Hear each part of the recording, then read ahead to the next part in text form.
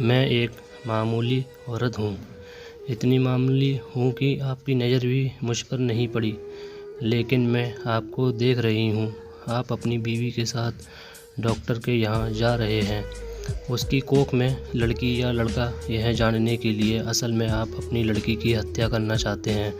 कोख में ही आपको यह ख्याल भी नहीं आ सकता कि जिस सड़क से आप जा रहे हैं उसे मैंने बनाया है। मैंने यहाँ रोड़ियाँ बिछाई और फिर उन्हें दुर्मुट से कूटा था। मेरी छोटी छोटी तब यहाँ किनारे पर उगी झाड़ियों में ऊँगती रहती थी। मेरी 3 बेटियाँ हैं। मेरा आदमी कहता है कि अगर बेटा नहीं हुआ तो मुझे छोड़ देगा। उसने कहने के लिए मुझे छोड़ दिया, पर अब भी पका पकाया खाने के लिए जब तब आ जाता है। चिकनी चुपड़ी बातें भी करता है। मैं सब समझती हूँ, फिर सोचती हूँ चलो मेरी बेटियों का बाप है। कमाल है, जिन बेटियों से वह छुट्टी चाहता था उन्हीं बेटियों के नाम की थाली में उसे परोस देती हूँ। वह समझता है बेटियाँ बोझ हैं। मेरी तीनों बेटियाँ सांपली हैं।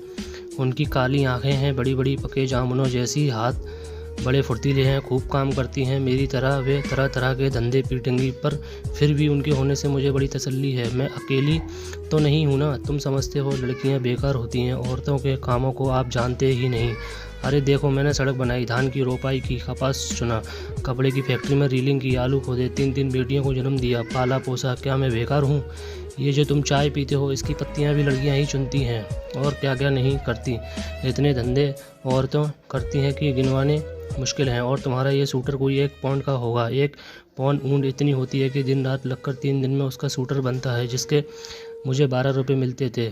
तब बच्चियाँ छोटी थीं तो सोचती थी घर में उनके पास बैठे बैठे बुनाई कर सकती हूँ, लेकिन धंधा बड़े नुकसान का था। फिर ठेकेदार ने मीन मेक निकालनी शुरू की और मुझ पर गलत नज़र डालने लगा, तो मैंने ये धंधा छोड़ दिया। फिर आटे की फैक्ट्री में काम किया, बड़े काम छोटे, और पकड़े 2-4 मुर्गियाँ और बकरियाँ तो खैर पालती ही हूँ। इसी तरह रूखा सूखा चलता है।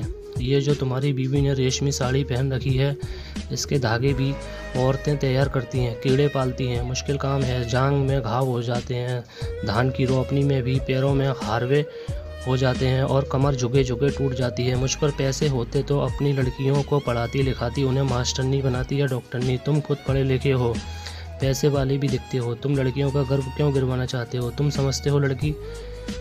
समझते हो तुम्हारी लड़की कोई काम नहीं कर सकती। अरे आदमी कोई फालतू चीज़ नहीं, 100 काम हैं उसके करने को। फिर इस तरह सोच समझकर लड़कियों को मारना तो कुदरत से खिलवाड़ है। अगर मान लो तुम्हारे घर लड़का हो गया तो तुम क्या सोचते हो वो तुम्हें लड़की से ज़्यादा प्यार करेगा? फिर लड़के बिगड़ते भी बहुत हैं आजकल।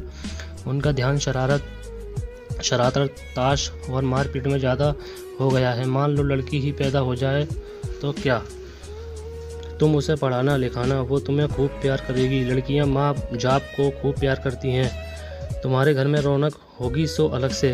तुम सोचते हो दहेज देना पड़ेगा, तो तुम उसे खाने कमाने लायक कर देना। दहेज मांगने वाले से शादी मत करना।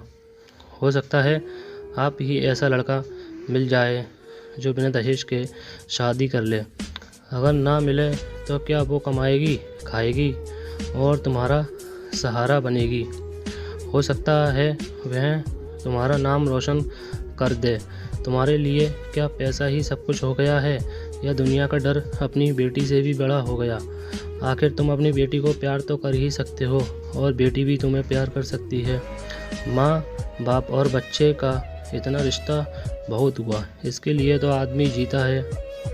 पैसे को चाहे जितना मानो, पर मोह ममता फिर भी बड़ी चीज़ है। इसे बनाए रखने में ही खैर है। नहीं दुनिया उजड़ी। समझो कुदरत के साथ इतनी मनमानी अच्छी नहीं। लड़कियों को तुम ऐसे ही गिरवाते रहे तो औरतें कितनी कम हो जाएंगी। फिर तुम उनके लिए कुत्तों की तरह लड़ोगे। दहेज के डर से आज उन्हें मरवा सकते हो तो कल फिर पैसे के लालच में बेचोगे भी। इस तरह क्या दुनिया बड़ी अच्छी हो जाएगी, या तुम्हारे घर परिवारों में खुशियाँ छा जाएंगी? तुम जो रेशमी साड़ी पहनकर इसके साथ चली आई हो, इससे इतना डरती क्यों हो? सोचती हो यह तुम्हें छोड़ देगा? ये मिचमिची आंखों वाला अगर तुम्हें छोड़ भी दे तो क्या तुम मर जाओगी? मैं तो पढ़ी लिखी भी नहीं थी। मैं तो तानों से नहीं डरी। आदमी ने छोड़ने की धमकी दी तो कह दिया ले छोड़ दे। अब भी मेहनत करके खाती हूँ, तब भी मेहनत कर लूँगी, पर वो क्या मुझे छोड़ पाया? हम औरतें बड़े काम की हैं, हमें ये ऐसे ही छोड़ थोड़े छोड़ सकते हैं, परिवार की ज़रूरत तो इन्हें भी है, नहीं तो हाँफते हाँफते मर जाएंगे, कोई पानी देने वाला भी नहीं मिलेगा। मैं तो कहती हूँ बेटी भी पैदा करो, दहेज भी मत दो और डरो भी मत, देखना दुनिया ऐसी ही चलेगी, इससे अच्छी चलेगी। दाब धौंस कुछ कम ही होगी। मेरी बेटी ने कढ़ाई सिलाई सीखी है, वो ना होती तो फिर क्या था, मैं तो दुनिया में धंधा पीटती मर जाती। अब भी मेहनत करती हूँ पर मन में खुशी भी है। मेरी 3 लड़कियाँ खूब हुनर वाली हैं, कोयल जैसी आवाज़ है उनकी, सुने से थकान मिट जाती है।